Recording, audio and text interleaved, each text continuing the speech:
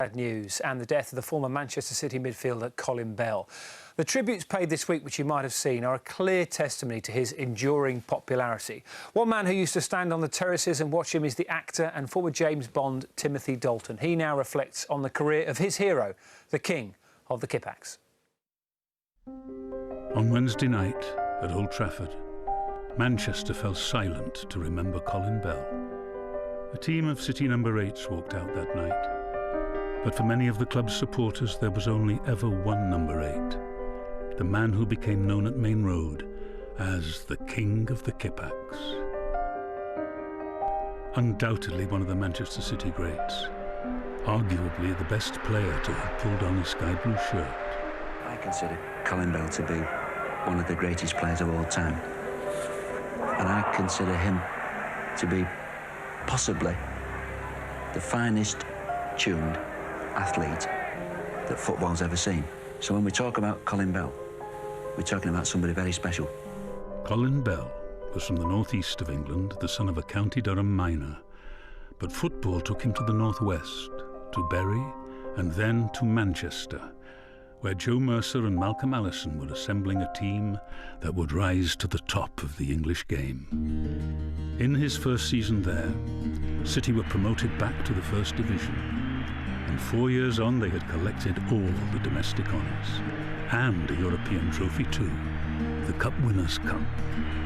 At the heart of this success was Colin Bell, the complete midfielder, a great tactician, and he scored goals. For his tireless box-to-box midfield play, he was also nicknamed Naczynski, after the great Derby winning racehorse, but it could just as easily have referenced the great ballet dancer. Indeed, he played a starring role in the so-called Ballet on Ice match in the December of 1967 during City's league title-winning season, when they famously outplayed Tottenham on a frozen Main Road pitch.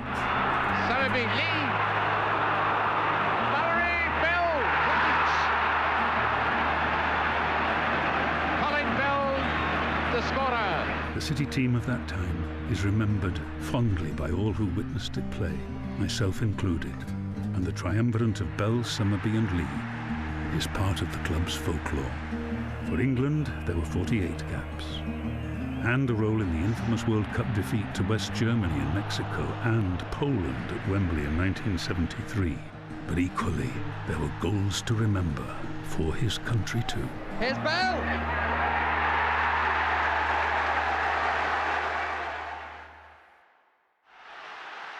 However, in 1975, a bad tackle in a Manchester League Cup derby put Colin Bell out of the game for 2 years.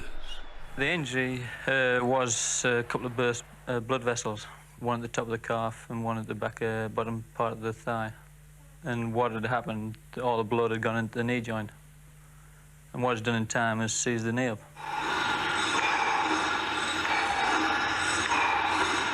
The thing that keeps me going is the more exercise it gets, the closer I am to playing.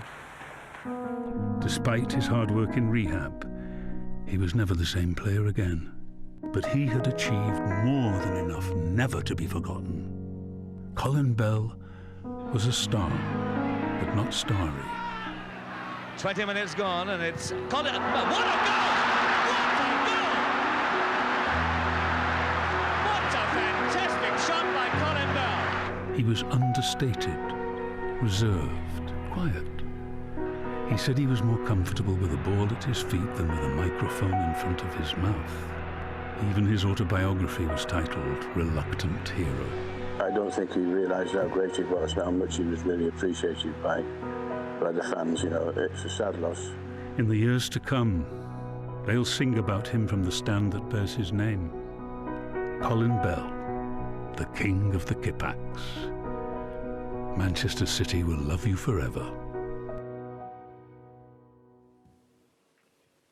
Oh, that's Beautiful words. Thank you to Timothy Dalton for voicing that for us. Obviously, love watching him play. And some of the tributes this week, Laura, I was reading what Mike Summerby, who's been really emotional, knew Colin so well, saying this week, if you want to compare him to a modern-day footballer, he says he's like Kevin De Bruyne in that he was brilliant on the pitch and off it, but quite unassuming and quite humble with the way that he went about his business. Yeah, and I remember my dad saying to me, he'd watched him play and stuff, and said when he ran, he said his feet actually never touched the ground. It's like he just ran over the ground.